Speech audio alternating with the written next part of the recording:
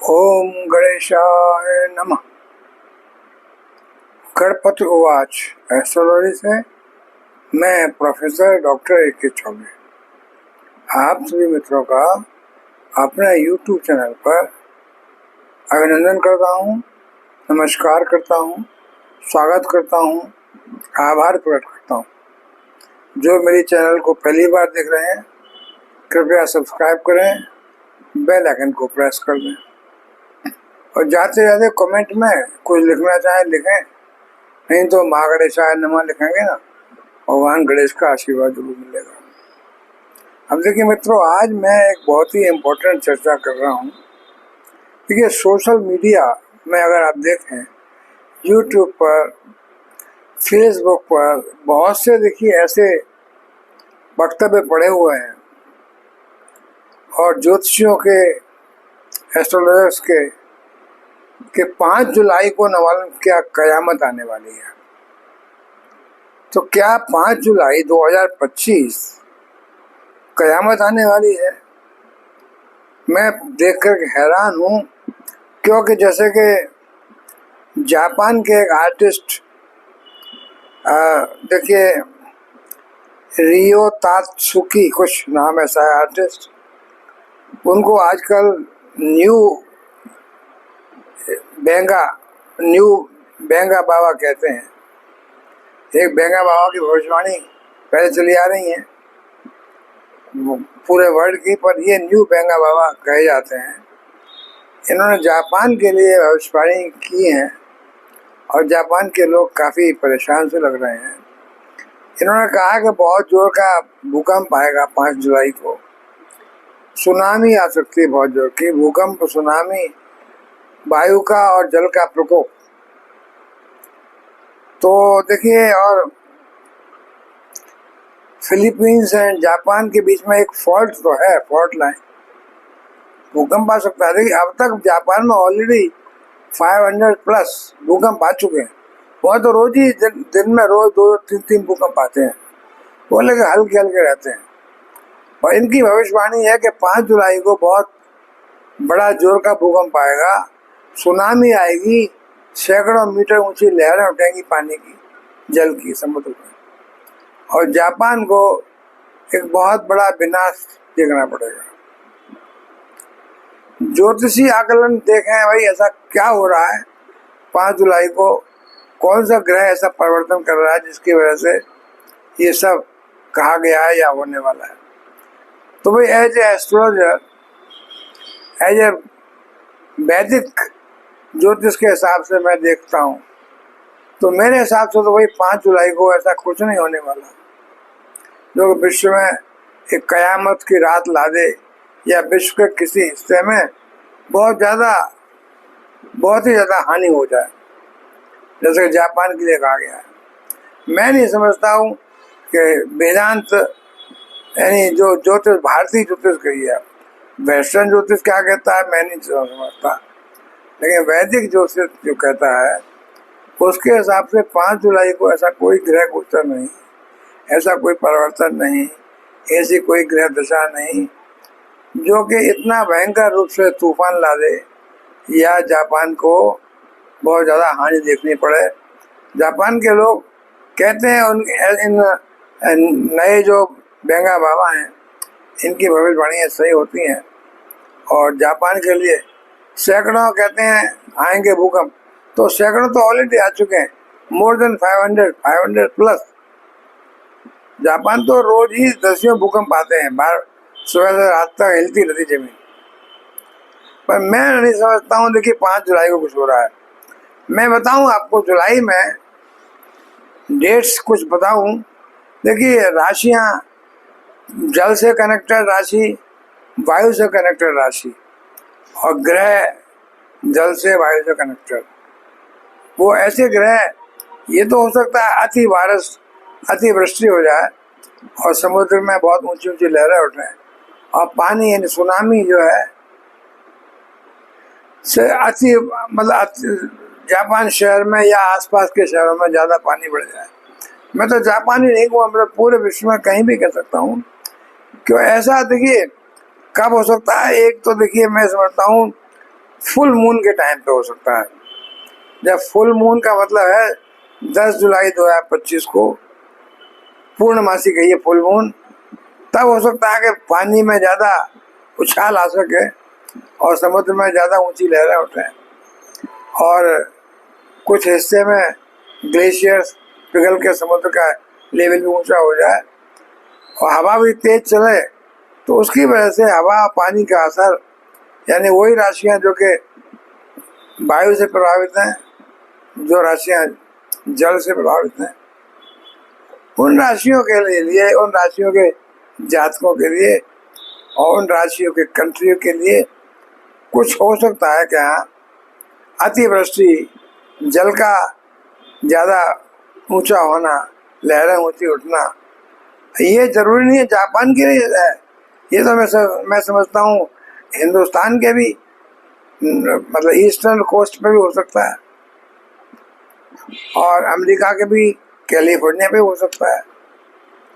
ये क्योंकि अब गर्मी जो पड़नी थी पड़ी काफ़ी जून को, उसकी वजह से जो ग्लेशियर्स बर्फ पिघलनी थी पिघली और अब वो पानी बह के बढ़ेगा, लेवल नदियों का लेवल बढ़ेगा, बरसात होगी तो और बढ़ेगा और समुद्र का लेवल बढ़ेगा। तो जुलाई का महीना मैं समझता हूँ, देखिए हिंदुस्तान के सब श्रावण का महीना 11 जुलाई को शुरू हो रहा है पड़वा से, तो मैं समझता हूँ देखिए 10 जुलाई को जिस दिन फुल मून है कुछ घटना घट सकती है। और देखिए जब मून का और वीनस का कंजक्शन होगा, चंद्रमा शुक्र के साथ होंगे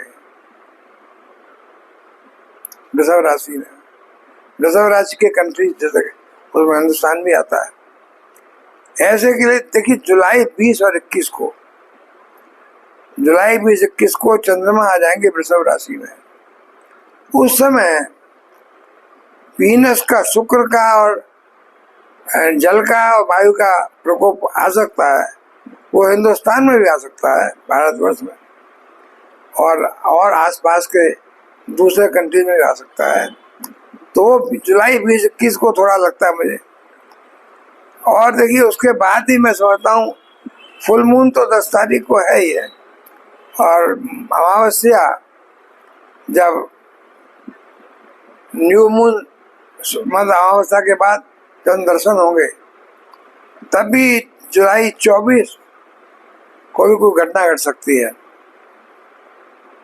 और इसके अलावा देखिए जुलाई 16 भी ऐसा दिन है जबकि चंद्रमा शनि के पास आ जाएंगे।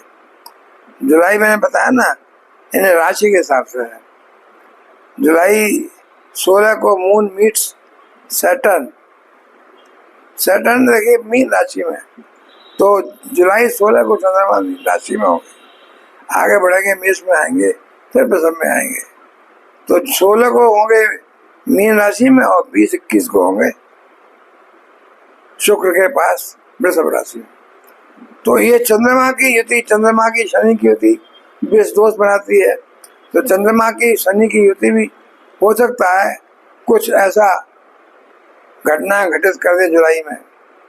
तो मैं 5 जुलाई को तो एकदम काटता हूँ, लेकिन हो सकता है 16 जुलाई को, हो सकता है 20-21 जुलाई को, हो सकता है 10 जुलाई को कुछ घटनाएं विश्व में घटित हो, भारतवर्ष में भी घटित हो, जो कि देखिए उसके लिए पैनिक की जरूरत नहीं है, नेचुरल घटना है, वो तो घटनी है।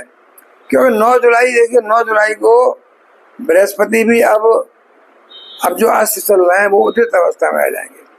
तो अतिचारी बृहस्पति का भी असर 10 जुलाई को हो सकता है।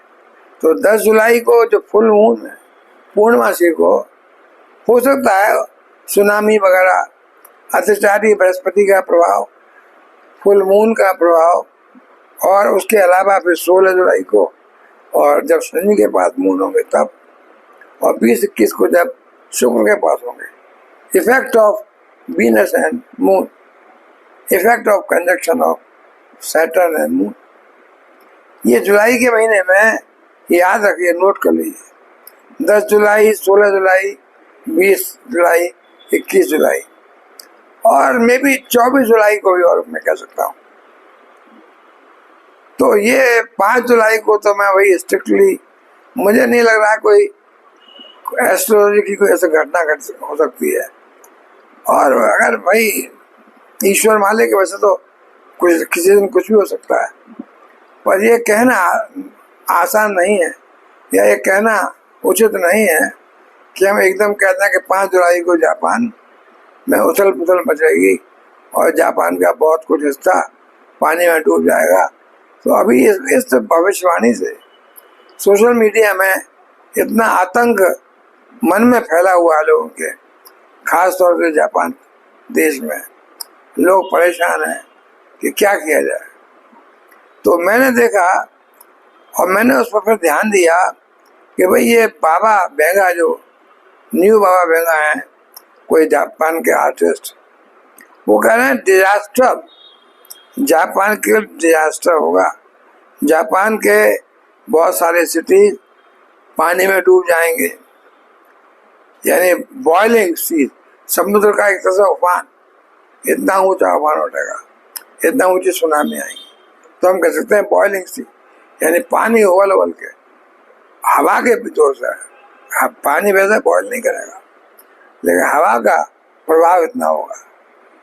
वो वायु वाली राशियां हैं और वायु वाले ग्रह भी और जल वाले, तो ये जो है मैं समझता हूँ 5 जुलाई को डरने की जरूरत नहीं है। और हिंदुस्तान में तो कतई नहीं। हाँ, हिंदुस्तान में भी जुलाई का महीना अत्याचारी बृहस्पति होने के कारण अभी बृहस्पति अस्त है, लेकिन 10 जुलाई के बाद से थोड़ा टाइम भारतवर्ष का भी, मैं जहाँ तक देख रहा हूँ ज्योतिष के हिसाब से, कुछ न कुछ घटना घट सकती है प्राकृतिक आपदाओं की। इसलिए मैं समझता हूँ मित्रों, ज्यादा घबराइए मत और परेशान मत होइए। मैंने देखा कि सोशल मीडिया पर बड़े आर्टिकल पड़े हुए हैं कि 5 जुलाई को जैसे दुनिया खत्म ही हो जाएगी क्या। मैं नहीं समझता हूँ, मुझे ऐसा कोई आसार नहीं जाता। मित्रों, कुछ और मुझे लगेगा तो फिर बताऊंगा। अभी तो मैं समझता हूँ 5 जुलाई को कोई डरने की जरूरत नहीं है। पर हाँ, जुलाई की और तारीखें जैसे मैंने बताई, कुछ घटनाएं आपदाएं घट सकती हैं। फिर आप होशियार रहिए, घर से मतलब आप कहीं विदेश न जाइए, इस समय यात्राएं स्थगित रहिए, पता नहीं कहाँ फंस जाए। अच्छा है परिवार के साथ रहिए। मित्रों, मैं विदा लूंगा। नमस्कार।